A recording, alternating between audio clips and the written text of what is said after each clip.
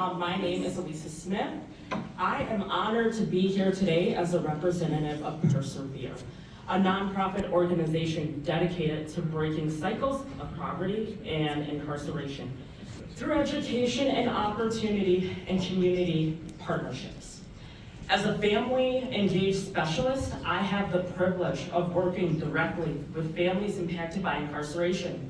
At Persevere, we believe that a second chance isn't just about individual redemption.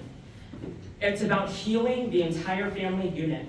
When we invest in rebuilding lives, we sow the seeds for stronger and more supportive households that can weather any storm. Now, when most people hear about us, they think, oh, that organization that teaches people in prison how to code? Yes. And that's what we do. We offer full stack web development training inside correctional facilities. And we're incredibly proud of the tech skills our participants gained. But that's not the full story. Because let me ask you, what happens when someone finishes that training, gets out, and then can't find housing? What happens when they've navigated addiction or trauma, or can't get transportation to a job interview? What if they've never been shown how to write a resume, or even a bank account, or ask for help? A job is important, but it doesn't fix everything. That's what makes Persevere different. We believe in treating the whole person, because people aren't broken. They've navigated systems that weren't built to support them. So yes, we teach tech, but we also walk with our participants every step of the way through re-entry with case management, mental health support, peer mentoring, transportation, house connections, and so much more. In Arizona, the recidivism rate, which is the rate at which people return to prison, is around 40%. But for our graduates, it's about 3%. Before I conclude, I'd like to share this thought. Let us commit to fostering an environment where every returning citizen can reclaim their future, where families can come together and support one another, and where community partnerships light the path of lasting change. Now, I will turn it over to Tyler. Hello, everyone. I just want to start out by saying way more people here than I was expecting, and I forgot my speech at home. So I'll do my best here. Oh, that's a picture of me up in front. That's all the guys from my class. I've been out of prison about 4 months now. I was released from Red Rock November 27th, the day before Thanksgiving. This isn't even part of my speech, actually. It's just that right there, out of everything that I have, is probably my biggest inspiration and one of my most prized possessions. Sorry, I'm gonna cry. The struggles that I went through in prison were nothing compared to how hard it was getting through the class that I went through. And we were fortunate enough, that's actually a picture of everybody in the class, and that was the last day that we all had together in the class, that we would have had an opportunity to get that one photograph of all of us standing in the same room at the same time. And I had to appeal from a CO up to an assistant warden, all the way up to a warden, and I actually had a warden come down and take that photograph of us, which is super rare to get photographs if you guys are incarcerated, and let alone have them print out a copy of that photograph and give a copy of it to everybody in my class. But that hangs on my refrigerator door, and every morning when I wake up and I go and I get my cup of coffee and I reach for my creamer, I look at that photograph, and I never want to be back in Orange. That's one of the best moments and most cherished possessions of my entire life. So, let me get on my speech, sorry. Good afternoon. Before I begin, I'd like to take a moment and thank everyone here for not just attending, but for the dedication, passion, and commitment and effort you all put into giving people like myself an opportunity to right our wrongs and get another chance at living a life of prosperity and happiness. It's an honor to be here to speak with you today. Allow me to introduce myself, not that I didn't already do that, but my name is Tyler Weefrich, Arizona Department of Corrections inmate number 362103. In March of 2022, I was convicted of aggravated assault with a deadly weapon and sentenced to a 2.5-year prison sentence. I was horrified at the confinement of prison and truly thought that my life was over. And I wouldn't really realize just how over that part of my life was until much, much later. I'd like to think today that I'm a pretty outstanding person. But I'm willing to bet that if you guys had met me 3 years ago, you probably wouldn't have liked me very much. And to be honest with you, the truth is, I didn't really like myself very much either. But according to the state of Arizona, I was just an individual who decided to use some bad judgment with a firearm. But what they didn't know was that me and my drug addiction had already spent years together running around town as an arsonist. We were actively burning just about every bridge I came across, and there was no end in sight. I was also a murderer. Careful. I was also a murderer. Together, my addiction and I had killed nearly every professional, personal, and romantic relationship I had had.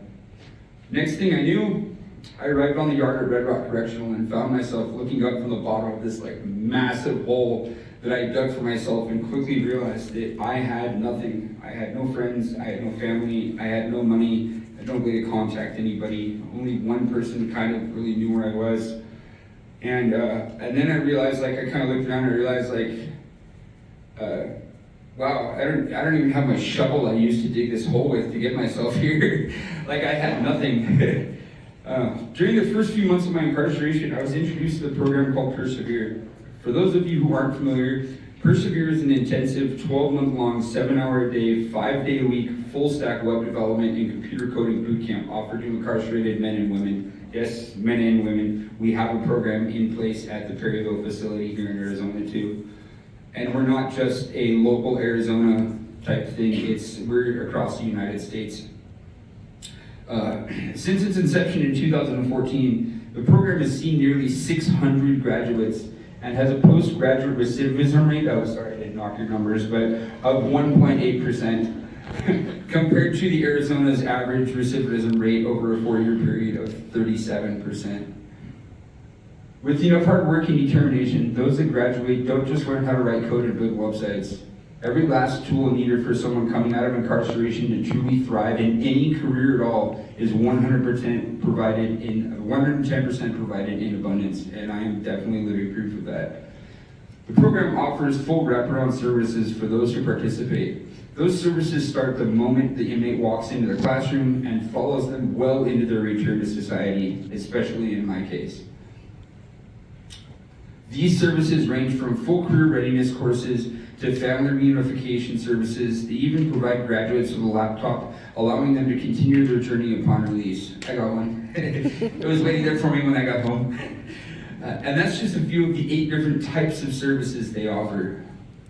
I'm proud to stand here before you today and be able, well, I'm sitting, but I'm proud to stand here before you today and be able to say not only that I was one of 18 inmates that was selected for the Red Rock program, I'm also one of 15 graduates. Going to prison was undoubtedly my turning point, but my participation in the Persevere program provided me with a light at the end of the tunnel, although it was really small. With a personally unprecedented amount of effort, and yes, you guessed it, perseverance, I have turned that little light at the end of a tunnel into what I can only hope others will see as more of a lighthouse. Before I continue, I want to point out something. There's Callie Unruh sitting here in the front row, and Alicia Smith have been super supportive, and I didn't follow along the typical path of a Persevere graduate, which is getting into the software development and coding industry. And I just wanted, it feels necessary and important to point out that not just these 2 people, but the rest of the entire Persevere community has 100% supported me in any way, shape, or form that I've needed. Everything from getting me to and from my probation and parole appointments to everything else I've needed. So they support 110% of what you want to do. So, sorry.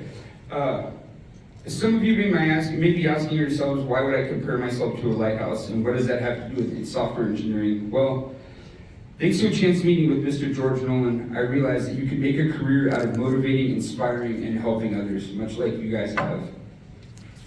It was then that I made the decision halfway through the program that instead of a career in software development, I would instead finish the program and pursue a career in helping others overcome the struggles of addiction and the struggles of incarceration and help them to achieve their true potential. I've stuck with that decision with full 100% support from the Persevere staff and its community of countless supporters and associates. I stand before you today as living proof that 100% change is absolutely possible. Nothing makes my life feel more complete than be able to act as a beacon of inspiration for others and who may have found themselves surrounded in darkness and searching for light at the end of their own personal tunnel. It has been an honor to speak with you, here to speak with you today. Allow me to reintroduce myself. Oh, sorry. Yeah. Moment. My name is Tyler Weathridge. Not only am I a Persevere graduate, but I'm a certified full-stack software developer. I'm also a certified peer recovery support specialist working at America's Rehab Campus. I now have my driver's license for the first time. Sorry, this is the reason why you guys do what you guys do. I really don't need to cry. I now have my driver's license for the first time in 14 years. Like, my SR22 payment came out of my bank account, and I was like, look at me being an adult. I also carried my emergency first aid, CPR, and AED certifications, and I've only been out of prison 4 months. I can honestly say that without Persevere and amazing programs like it, especially like the ones that you guys help operate, run, and facilitate, I wouldn't be where I'm at today. Or as they say, Persevere, we change lives one line of code at a time. Thank you very much. Okay, thank you guys. If anybody has any questions? Yeah, does anybody have any questions? All right, awesome. That means I answered all the questions. What's up, man? When did they start that program in there? This program, they run on like a year to year. They kind of toggle and bounce around for different facilities. We're what, 6? So the program actually started in Tennessee as an experiment. And so it went from Tennessee, and then boom, it went to Arizona, and then boom, now we have 5 facilities here in Arizona that we program out of. And Red Rock has been for like 4 cohorts. Have gone Yeah, on. Red Rock has had 4 cohorts. We program on Whetstone, Perryville, Cibola, Red Rock, and Yuma. Yuma as well. You got me beat there. And for anybody who's wondering, how is it possible to teach inmates how to write code on a computer in prison? The logistics behind it are really crazy. But we actually, the gentleman on the screen there, that is our teacher for class. So we have a CO that comes in and sits in that nice little cage right behind there and kind of keeps an eye on us and makes sure we behave ourselves. We talk to a guy through headsets, through a TV screen that's in the middle of the classroom, and then we all sit around the perimeter and go through lessons and go through coursework. Like, if it really came down to it, I could build you guys a Facebook, I could build you guys a Cash App, I could build you guys a website, I could build you guys a Messenger app. And those are the skills that these guys leave prison with. And it's undoubtedly there are moments that I go through during my day as a recovery support specialist where I'm like, how am I ever gonna get all this done? And I fall back on that, and it's just like, I did way more stuff than this at Persevere. It was way harder and way more difficult, and I still made it through. Yep. So, yeah, any other questions? Yes, sir. Yes. As far as what people can participate, I mean, is it people that are close to release, or is it open to anybody? Yeah. Go for it. Okay. So individuals, first of all, we have a whole interview process, and so you have to be at least 2, we will accept individuals with at least 2 years to the gate.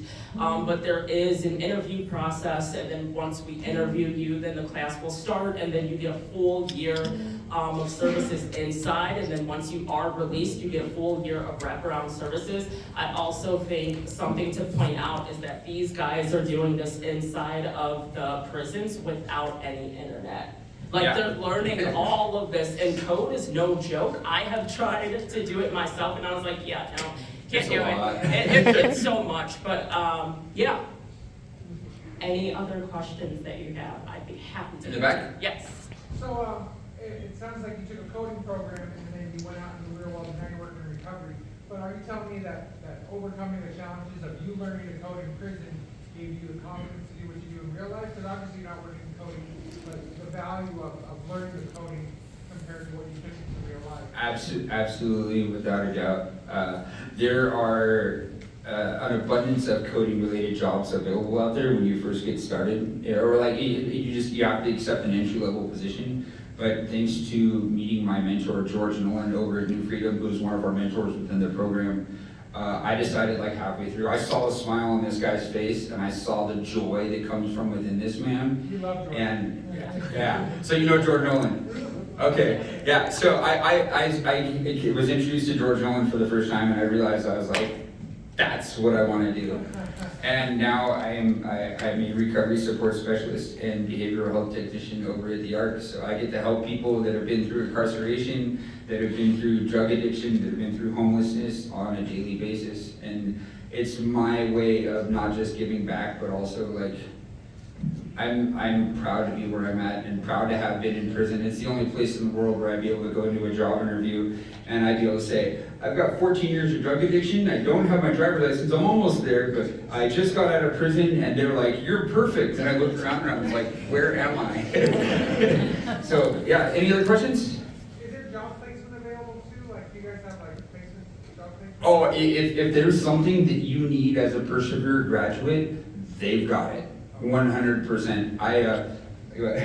Yeah, no, my family unfortunately dealt with a pretty tragic loss. We had a house burn down about 2 months before I got out, and Persevere helped support my family, and they made sure that we were provided with like new pillows and blankets.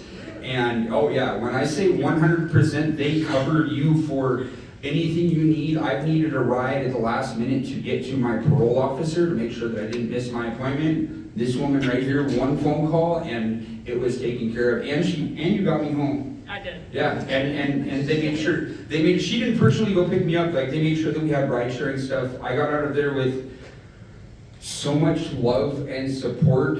It's honestly become a challenge to not be super over the top supportive and maintain a professional relationship with the people that I work with at my detox clinic now, because I receive so much support. It's hard for me to not be like super over the top supportive of them and still maintain that like professional boundary. So that's how much love and support that I got from the Persevere program, 100%. And one last thing, is it grant funded? Yes, sir. Yes. 100% grant funded? Some of our programs, yes, they run off of grants.